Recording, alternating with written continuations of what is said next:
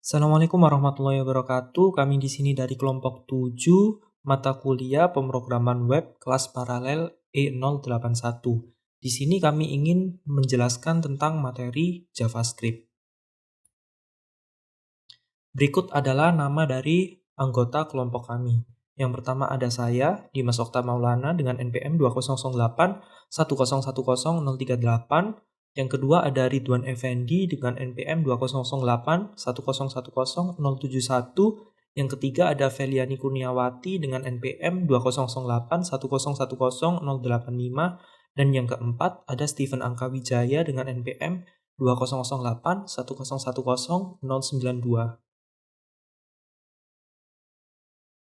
Oke, pertama-tama kita akan membahas tentang pengertian dari JavaScript terlebih dahulu. JavaScript adalah bahasa pemrograman berjenis interpreter. Nah, karena dia jenisnya interpreter, maka tentu dia membutuhkan compiler. Nah, JavaScript ini diperuntukkan dalam pengembangan website agar lebih dinamis dan interaktif. Dengan adanya JavaScript, sebuah web dapat melakukan komputasi ataupun hal-hal yang berkaitan dengan pemrograman. JavaScript juga memiliki fitur seperti OOP, client-side, high-level programming, dan loosely type. Selanjutnya, tentang sejarah dari JavaScript. JavaScript pertama kali dikembangkan oleh Brendan Eich ketika masih bekerja di Netscape Communication Corporation pada tahun 1995. JavaScript mengalami beberapa kali perubahan nama dengan nama awal Mocha, kemudian berganti nama menjadi LiveScript, kemudian berganti nama lagi menjadi JavaScript, hingga seperti yang kita kenal saat ini. Selanjutnya mengenai alasan JavaScript populer. Nah, setelah Netscape menyerahkan JavaScript kepada SCMA, Mozilla melakukan pengembangan JavaScript lebih dalam lagi untuk browser buatan mereka, yaitu Firefox browser. Kemudian JavaScript semakin masuk ke banyak browser lain sehingga hal itu juga yang menjadi jawaban kenapa JavaScript begitu populer, yakni karena JavaScript adalah yang pertama kali masuk ke dalam browser sebelum dikenal banyak orang. Selanjutnya tentang lingkungan dari JavaScript. Perkembangan JavaScript ini bisa dibilang cukup cepat ya. Pada awalnya lingkungan JavaScript ini diperuntukkan untuk browser, namun saat ini lingkungan JavaScript tidak hanya cuma di browser, melainkan juga dapat digunakan pada sisi server, game, IoT, desktop, dan sebagainya. Selanjutnya tentang fitur JavaScript. JavaScript memiliki fitur-fitur yang sama seperti bahasa pemrograman populer yang lain, seperti misalnya OOP atau Object Oriented Programming, kemudian client-side, high-level programming, dan loosely type. Selanjutnya macam-macam library dan framework JavaScript. JavaScript ini didukung dan mempunyai banyak sekali library serta framework yang berguna untuk membantu programmer dalam menyelesaikan kodenya lebih cepat.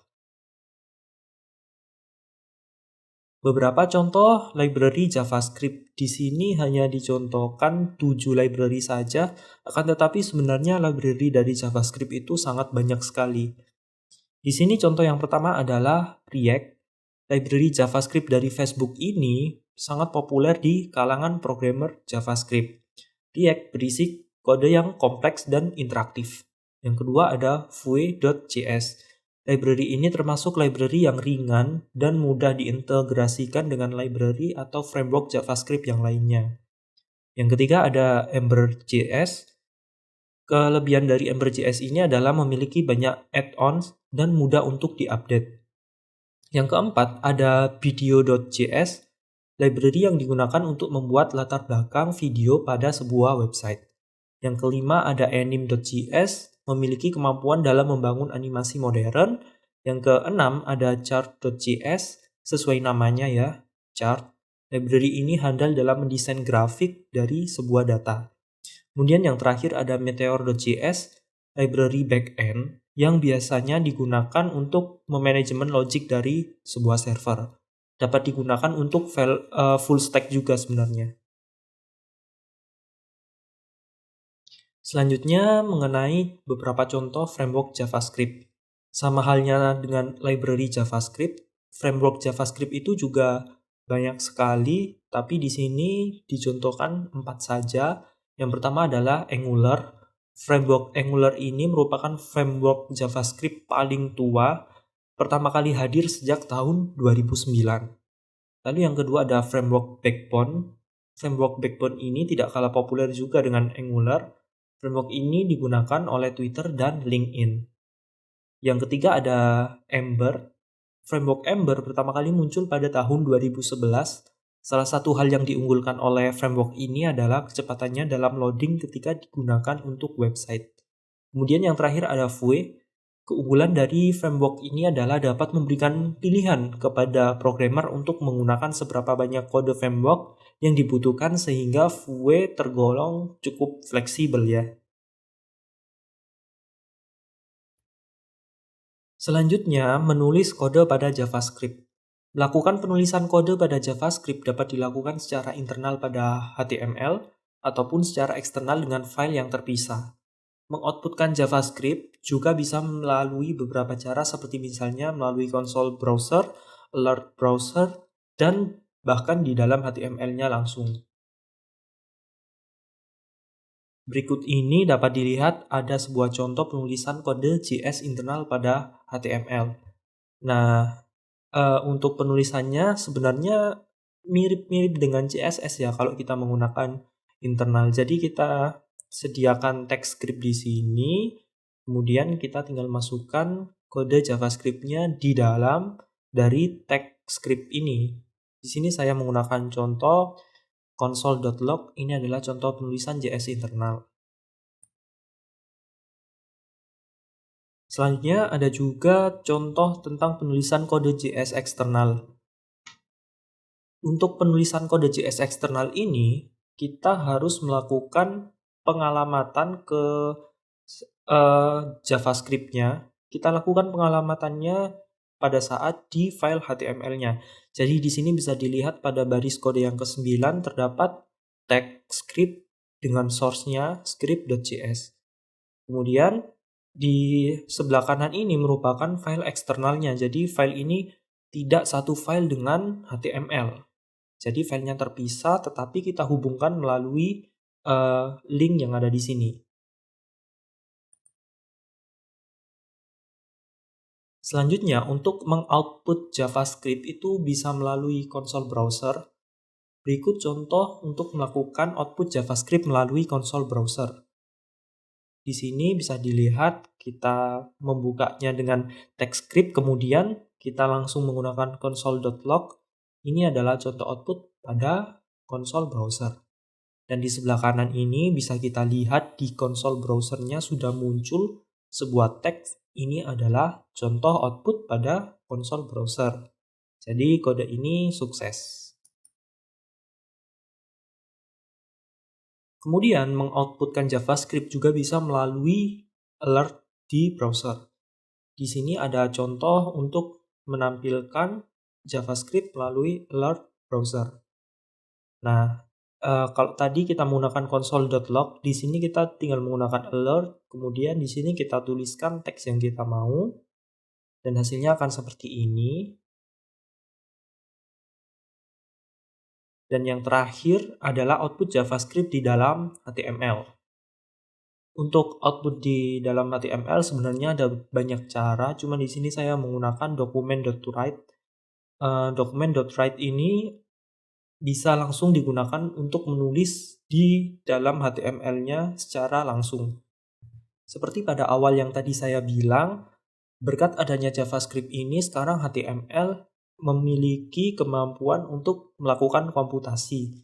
Di sini bisa dilihat ya, di sini saya melakukan mengoutput document write 2 ditambah 7 sama dengan, nah terus kita kosongin, kemudian dari JavaScript-nya akan melakukan komputasi yaitu 2 ditambah 7 dan hasilnya maka akan seperti ini. JavaScript tampil di dalam HTML 2 ditambah 7 sama dengan 9. Oke, selanjutnya adalah comment. Untuk bagian komen ini akan disampaikan oleh rekan saya. Silakan. Baik, di sini saya akan menjelaskan materi selanjutnya yaitu tentang komen.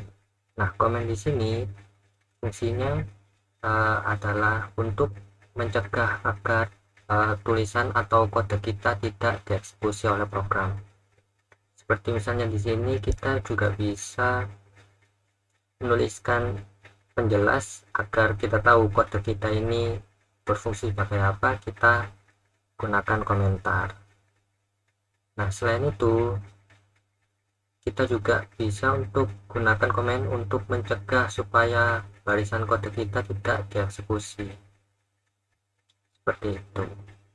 Selanjutnya, variabel pada JavaScript bisa dideklarasikan dengan 4 cara, yaitu yang pertama menggunakan var, yang kedua menggunakan let, yang ketiga menggunakan const, dan yang keempat tidak menggunakan apa-apa. Untuk aturan umum membangun nama variabel adalah yang pertama, nama dapat berisi huruf, digit, garis bawah, atau tanda dolar. Kemudian nama harus wajib dimulai dengan huruf. Kemudian nama variabel juga dapat dimulai dengan tanda-tanda seperti dolar atau underscore, tetapi kami tidak akan menunjukkan untuk penjelasan kami hari ini. Kemudian nama peka atau sensitivitas huruf besar atau kecil itu berpengaruh, seperti y kecil dan y besar adalah sebuah variabel yang berbeda. Case sensitive.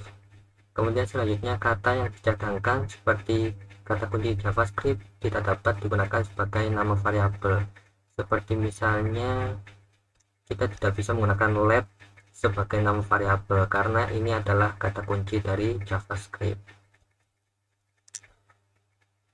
Nah, let keyword was introduced in ES6. Nah, kata kunci let ini sudah dikembangkan atau diperkenalkan di tahun 2015, yaitu pada JavaScript ES6. Nah, variabel let ini tidak bisa diredeklarasi. Kemudian variabel let juga tidak memiliki block scope. Variabel let itu memiliki block scope dan variabel let itu harus dideklarasikan sebelum bisa digunakan. Nah, block scope itu apa? Seperti ini contohnya. Ini adalah blok yang diawali dengan kurung kurawal dan ditutup dengan kurung kurawal. Nah, variabel let ini tidak bisa diakses apabila di luar blok ini. Nah, itu yang dinamakan block scope. Nah, X tidak bisa dipakai di luar blok. Nah, kalau mau pakai kita harus deklarasi di luar. Kemudian konstanta atau const. Nah, const keyword juga diperkenalkan di tahun 2015 pada JavaScript ES6.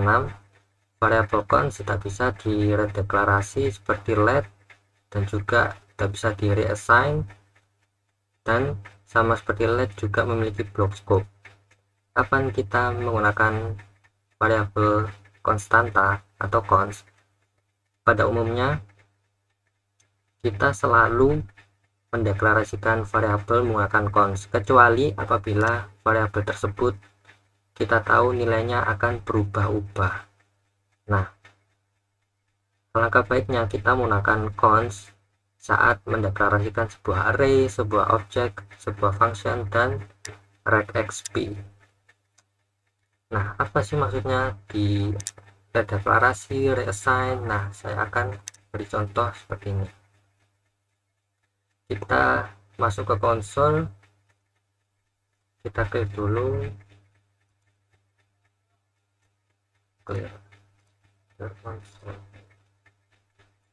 Nah, misalnya kita let menggunakan menginisiasi variabel x menggunakan let dengan nilai 1 atau 2. Kemudian kita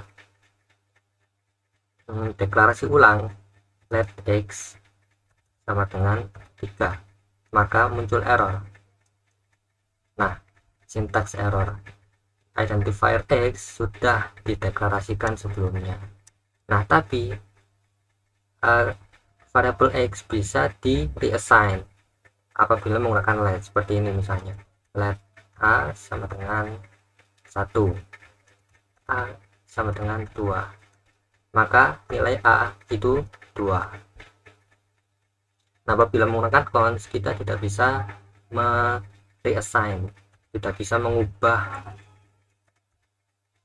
nilai pada variabel tersebut. Misalnya cons y sama dengan 1, kita ubah y sama dengan 3, maka akan muncul error karena tidak bisa diubah apabila kita menggunakan variabel cons.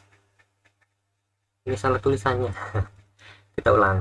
Cons y sama dengan 1, y sama dengan 3. Oke, tetap nggak bisa.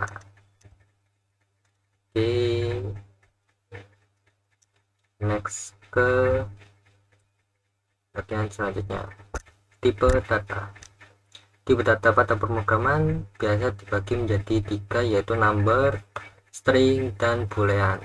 Di sini number pada JavaScript itu tidak seperti banyak bahasa pemrograman lainnya. JavaScript tidak mendefinisikan berbagai jenis angka seperti bilangan bulat atau integer, pendek, panjang, floating point, dan lain-lain. Nomor pada JavaScript selalu disimpan sebagai nomor floating point, jadi koma, tidak bilangan bulat, mengikuti standar IEEE 754 internasional. Nah, kita dapat menggunakan angka-angka ini, angka tanpa desimal, yaitu 10, 1500, 1, 2, 3, 4, 5, 6. Loh, katanya tadi JavaScript tidak ada integer. Ya, memang benar, tidak ada integer, tapi kita bisa menggunakannya akurat sampai 15 digit. Maksudnya gimana? Seperti kita menuliskan angka 10, tapi sebenarnya itu adalah 10,00000 sekian.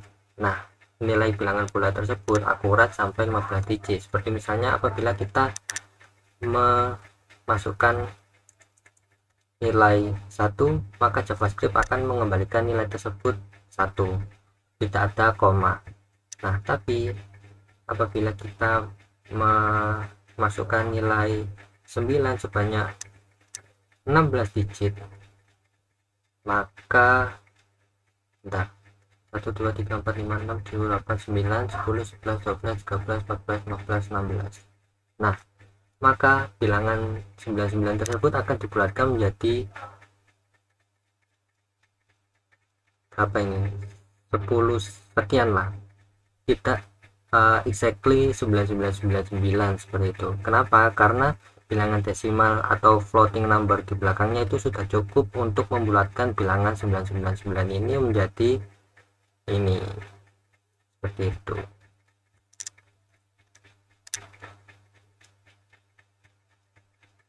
Kita juga bisa menggunakan angka desimal, menggunakan titik, tidak koma, 3.14, 0.5, atau 100.00. Kita juga bisa memakai eksponen 123 eksponensial 5, jadi 123 nolnya 5. Kemudian bisa juga 123 minus 5, atau hasilnya seperti ini. Kemudian kita juga bisa menggunakan bilangan negatif. Next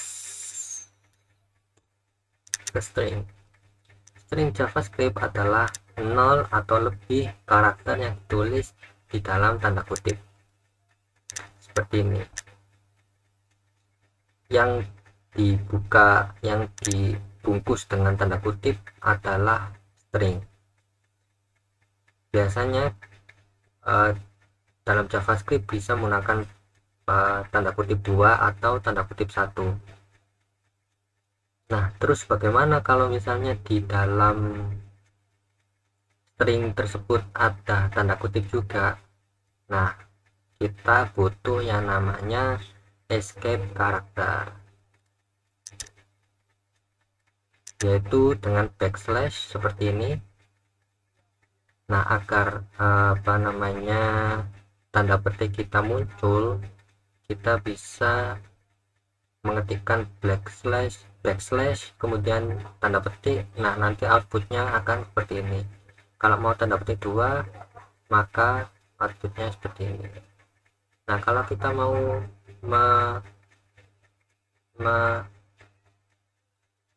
apabila kita mau output kita mengeluarkan backslash karakter, ya kita menginputkan backslash 2 kali, maka outputnya nanti seperti ini. Nah, seperti ini contohnya. Kita menggunakan tanda petik 1. Kalau nggak pakai backslash kan nanti cuman it doang gitu ya. Terus it's alright ini akan error, tidak terbaca. Nah, kita perlu backslash supaya ini diabaikan, tidak. Nah, kemudian lanjut ke tanda petik ini. Nah, outputnya nanti seperti ini. Itu. Kemudian tipe data selanjutnya adalah boolean. Boolean hanya memiliki dua nilai, yaitu true atau false. Seperti gerbang logika gitu ya. Let x sama dengan 5, let y sama dengan 5. Apakah x nilainya sama dengan nilai y, maka outputnya true. Kemudian apakah x nilainya sama dengan z, 5 sama dengan 6, maka outputnya false. Seperti itu, true dan false. Kemudian lanjut masuk ke operator aritmatika. Ada plus, ada minus, ada perkalian menggunakan asterik, kemudian ada perpangkatan menggunakan asterik di double, kemudian pembagian menggunakan garis miring, modulus menggunakan ini modulo, kemudian increment, plus plus, decrement, minus minus. Kemudian operasi penugasan. Operatornya seperti ini. Operator penugasan menetapkan nilai ke variabel JavaScript, misalnya 9 sama dengan x sama dengan y, maka nilainya sama seperti ini. Kemudian plus sama dengan x plus sama dengan y, maka sama aja seperti x sama dengan x tambah y.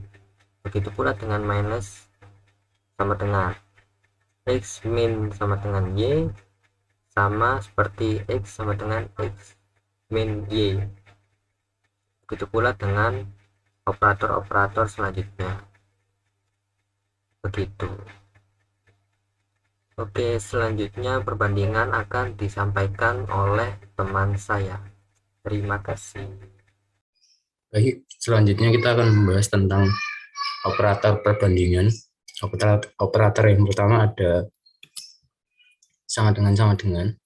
Operator ini berguna untuk membandingkan nilai dari dua buah operator. Selain tanda 2 sama dengan, ada juga tanda 3 sama dengan. Nah, bedanya sendiri 2 sama dengan itu hanya membandingkan nilainya. Nah, sementara yang 3 sama dengan itu dia akan membandingkan tipe dan nilainya. Jadi, ketika kita menggunakan tanda sama dengan 3, nanti tipenya akan dibandingkan dulu.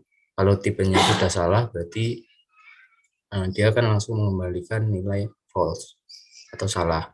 Nah, jika tipenya sama, nanti baru dibandingkan nilainya. Nah, contohnya sendiri seperti ini. Ada variabel num dengan nilai 12. Nah, jika dia membandingkan dengan 2 sama dengan, dibandingkan dengan tipe 12, tapi ini tipenya string. Nah, dia akan mengembalikan nilai true. Karena seperti penjelasan saya tadi, tanda sama dengan ini hanya membandingkan nilainya. Nah, ketika tipe datanya berbeda, maka tipenya akan disamakan dahulu. Nah, berbeda dengan tanda sama dengan 3. Ini tipenya akan dibandingkan dulu. Nah, 12 ini tipenya integer, kemudian yang 12 ini adalah string. Nah, tipenya ini sudah beda. dia akan langsung memberikan nilai false. Nilainya tidak perlu dibandingkan. Selanjutnya ada tidak sama dengan, dan ada tidak sama dengan ada dua sama dengan di sini. Nah, untuk operator yang ini itu kebalikan dari operator sama dengan. Untuk operator yang ini adalah kebalikan dari operator tiga sama dengan. Nah, operator ini dia akan mengembalikan nilai true jika kedua operannya itu berbeda. Nah, sama dengan tanda sama dengan, dua sama dengan, dia yang dibandingkan itu nilainya saja. Nah, sementara yang ini dia akan dibandingkan tipenya dahulu. Selanjutnya ada lebih dari kurang dari, dan lebih dari sama dengan kurang dari sama dengan. Untuk contohnya sendiri seperti ini, ada variabel A. Nah, di sini akan dicek jika A ini lebih dari 8, dia akan salah, berarti akan mengembalikan nilai false. Nah, jika true berarti dia akan mengembalikan nilai true. Nah, lebih dari sama dengan dan kurang dari sama dengan ini, dia kalau nilainya sama maka dia akan mengembalikan nilai true seperti ini. Ada variabel A dengan nilai 5, jika kita bandingkan apakah A lebih dari sama dengan 5 berarti akan true karena 5 ini sama dengan nilai A. Nah, selanjutnya ada operator logika. Operator logika ini digunakan untuk menentukan logika dari beberapa ekspresi yang digabungkan. Nah, yang pertama ada operator AND. Untuk simbolnya sendiri seperti ini. Untuk contohnya sendiri kita ada variabel A dengan nilai 8. Nah, di sini kita bandingkan ada dua ekspresi. Yang pertama adalah apakah mod 2 sama dengan 0. Ini artinya jika A dibagi 2, apakah sisanya 0? Nah, 8 dibagi 4, nah 8 dibagi 2 kan sama dengan 4, sisanya 0, berarti ini benar. Nah, kemudian yang kedua ada A kurang dari 10. Nah, apakah 8 kurang dari 10? Jawabannya benar. Nah, karena ini benar dan benar, berarti dia akan mengembalikan nilai true. Nah, untuk hasilnya sendiri bisa dilihat dari tabel ini. Jika ekspresi pertama itu benar dan kedua benar, berarti menghasilkan hasil yang benar. Nah,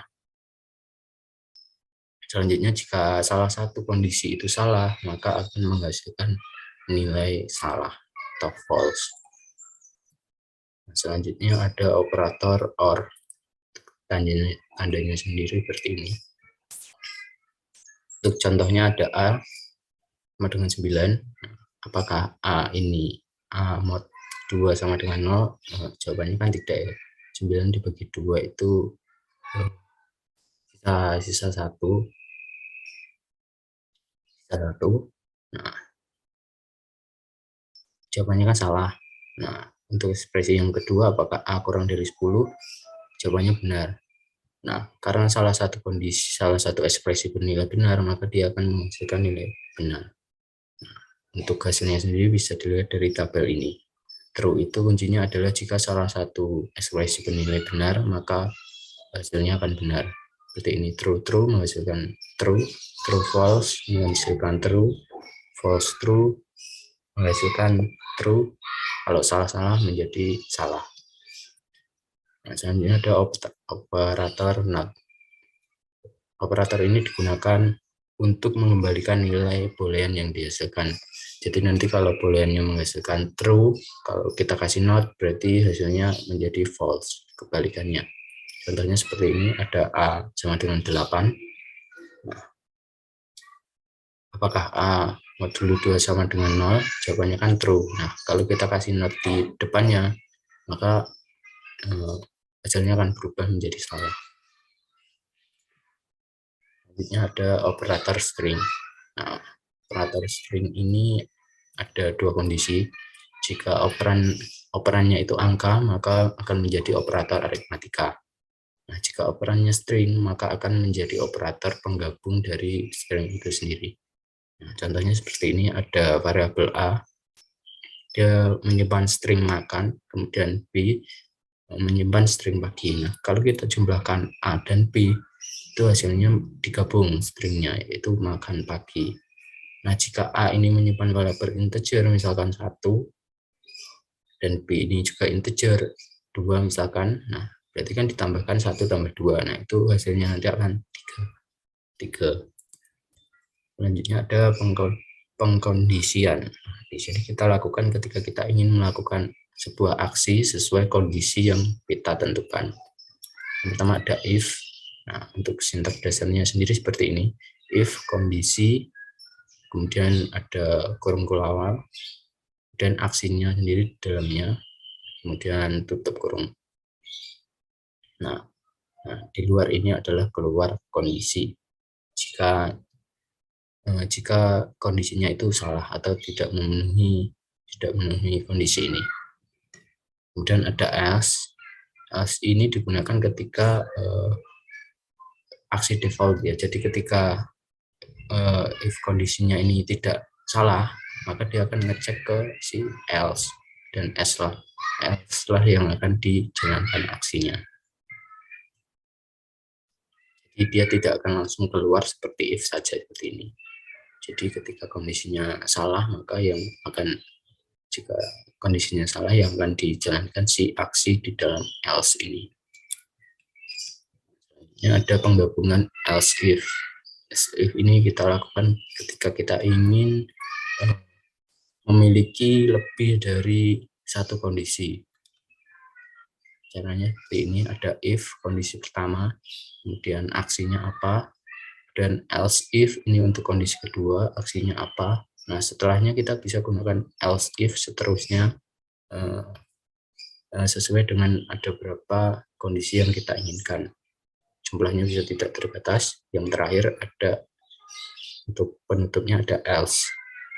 Agar nanti jika semua kondisi itu tidak ada yang benar, tidak ada yang memenuhi, maka yang dijalankan adalah si else-nya ini.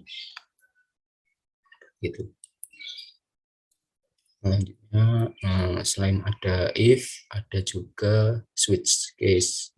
Nah, ini sebenarnya sama dengan if, cuman di if kan kondisinya itu banyak, bisa lebih dari satu. Nah, kalau di switch ini, dia kondisinya atau ekspresinya itu cuma satu. Nah, yang menjadi penentu kondisinya itu adalah nilai si ekspresi ini. Nah, untuk sintaksnya seperti ini, ada switch ekspresinya, kemudian kurung awal, buka tutup, kemudian case, ini case pertama nilainya apa, kemudian aksinya, kemudian ada break, kemudian case kedua atau case D, aksi kedua, kemudian break, default, ini untuk aksi default ketika nilainya tidak ada yang sama dengan case-case yang ditentukan. Untuk contohnya sendiri seperti ini, ada variabel yang menyimpan nilai string merah. Nah, kemudian di sini switch ekspresinya warna. Nah, case-nya ini adalah nilainya. Apakah yang pertama ini case hitam? Apakah warna ini nilainya hitam? Kan tidak, karena case ada warnanya merah. Berarti garis kode yang ini tidak akan dieksekusi. Nah, yang case kedua adalah merah. Warna tadi kan menyimpan string merah, berarti sama. Jadi yang akan dieksekusi adalah si garis kedua ini, aksi kedua. Nah, case hijau ini tidak dieksekusi karena sudah menemukan baris yang benar di case kedua. Seperti itu contohnya.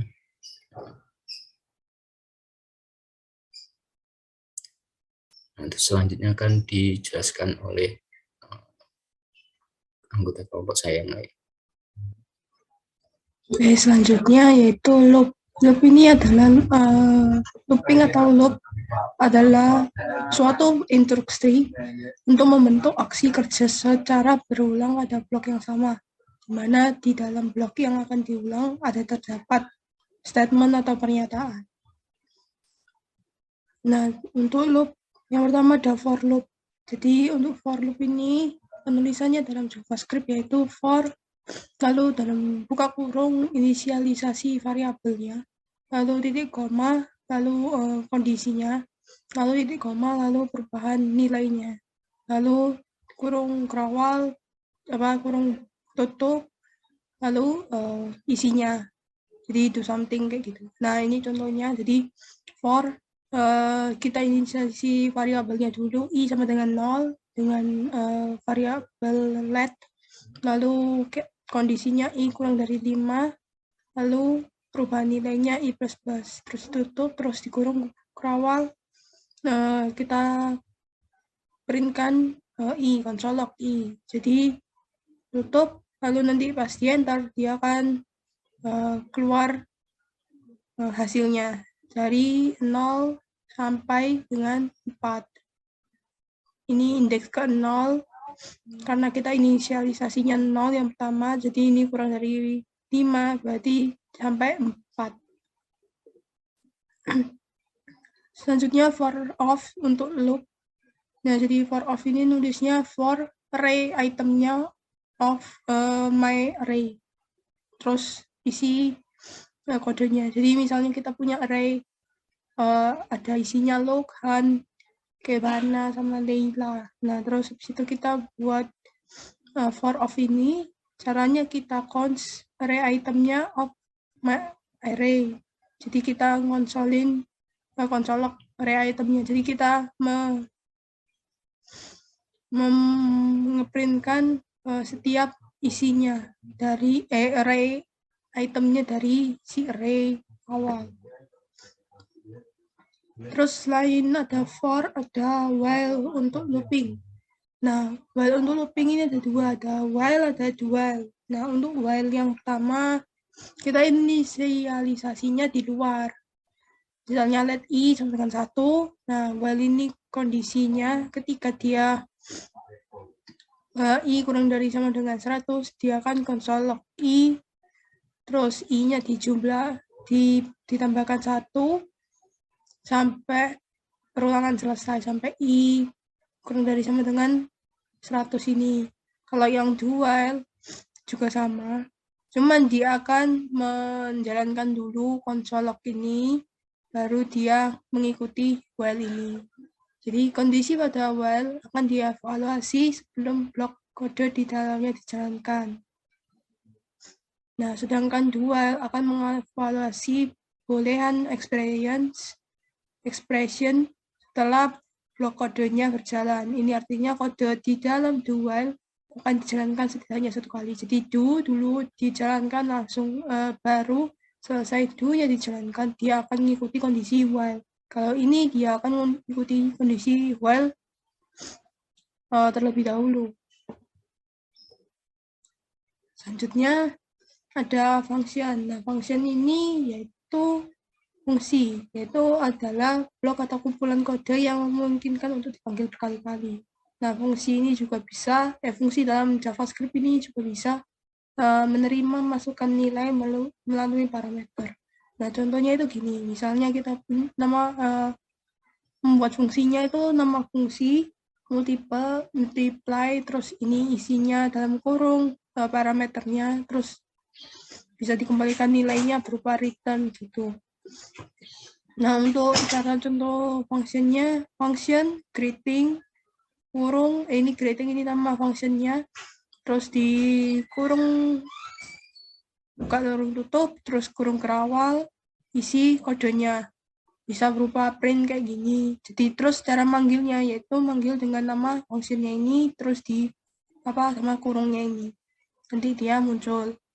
Nah, kalau pakai parameter, ini function multiply, terus A, B, ini parameternya A sama B, returnnya A kali B. Nah, misalnya kita buat di main-nya let result, resultnya sama dengan multiply 10 ini A-nya, B-nya ini 2. Jadi nanti konsol result, nah nanti return-nya A kali B, 10 kali 2, gitu. Nah, Jadi untuk penulisan functionnya kan kayak gini ya. Jadi kita nulis function, terus nama functionnya, terus parameter, terus isi kodenya, terus cara manggilnya kayak gini, ya kan? Nah ini yang fungsi ekspresinya.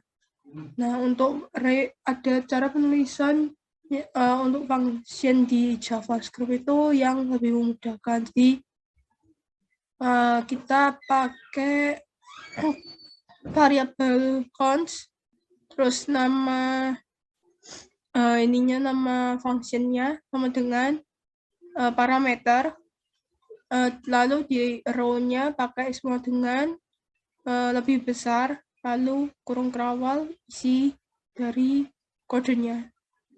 Ini sama, cuman dia kalau di sini dia pakai function, kalau ini pakai const, kayak gitu.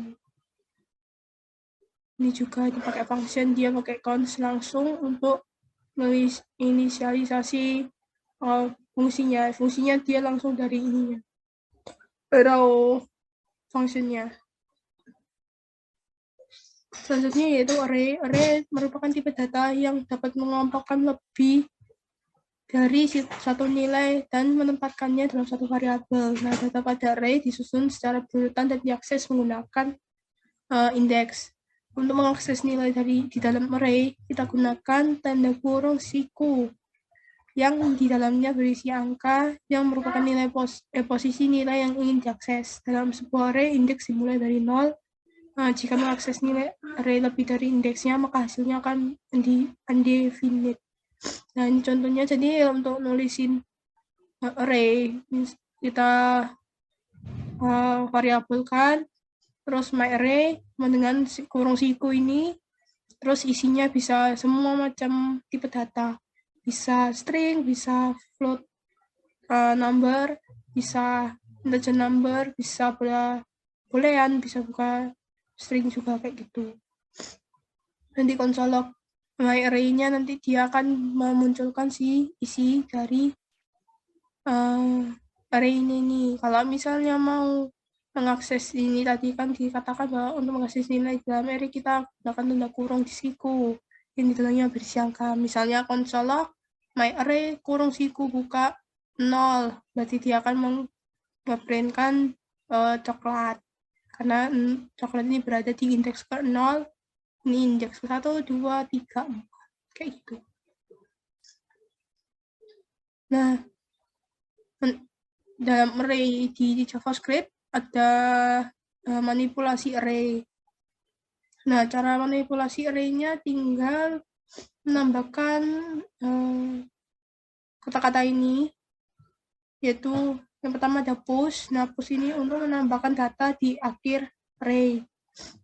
Terus ada pop. Pop ini mengeluarkan data atau elemen terakhir dari array.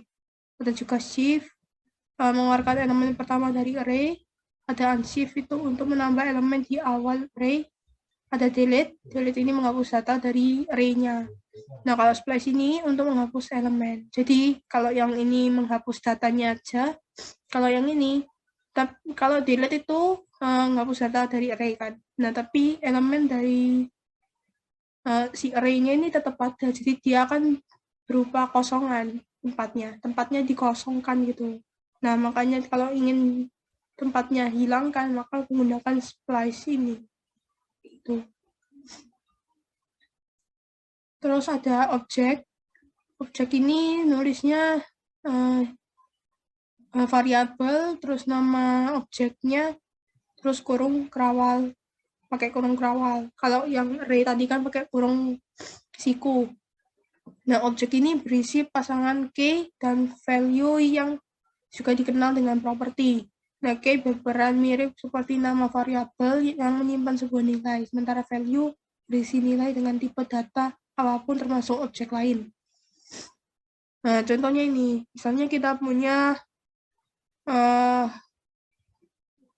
objek name, terus ini value-nya Luke Skywalker, terus ada age, ada species, hair color, human, sama blood, terus ini angka. Nah, jadi yang abu-abu ini berupa key-nya, terus yang warna biru muda ini berupa value-nya. Nah, ini namanya properties. Nah, untuk mengakses nilai dari properti objek, kita dapat memanggil nama objek, lalu tanda titik, dan diikuti nama propertinya. Misalnya kita punya objek ini ya, terus kita manggil age-nya. Kalau kita mau nampilin age-nya, nah berarti console log karakter.age. Misalnya kita mau akses namanya, berarti karakter.nama name, kayak gitu. Nah, di JavaScript ada namanya DOM. Nah, apa itu DOM? Nah, DOM ini atau disebut dokumen object model memberikan kita jalan untuk mengakses dan memanipulasi konten pada dokumen. Nah, DOM ini merupakan application programming interface atau API untuk HTML, XML, atau SVG. Nah, dengan DOM, berkas HTML dapat direpresentasikan dalam bentuk objek yang dapat diakses oleh JavaScript. Nah, ini sebenarnya tidak hanya oleh JavaScript, nah DOM juga dapat diakses oleh beberapa bahasa pemrograman lain. Nah, melalui DOM inilah JavaScript dapat memanipulasi elemen beserta atributnya pada HTML. Nah, ini untuk mengakses elemen melalui DOM, kita gunakan properti dari objek window yang dinamakan dengan dokumen. Nah, objek dokumen merepresentasikan dokumen dari HTML atau keseluruhan halaman yang terlihat pada jendela browser.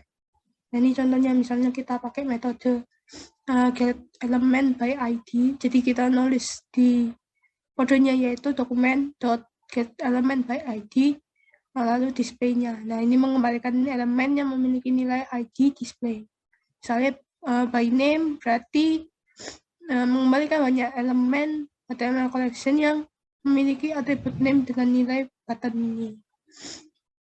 Dan kalau class ini atribut class, kalau by tag name ini berupa banyak elemennya yang merupakan div elemen kayak gitu. Nah, kalau query selector ini mengembalikan elemen pertama yang menerapkan class button ini. Kalau yang ini yang menurut class button banyak elemennya. Nah, itu saja presentasi dari kelompok kami. Terima kasih atas perhatiannya. Assalamualaikum warahmatullahi wabarakatuh.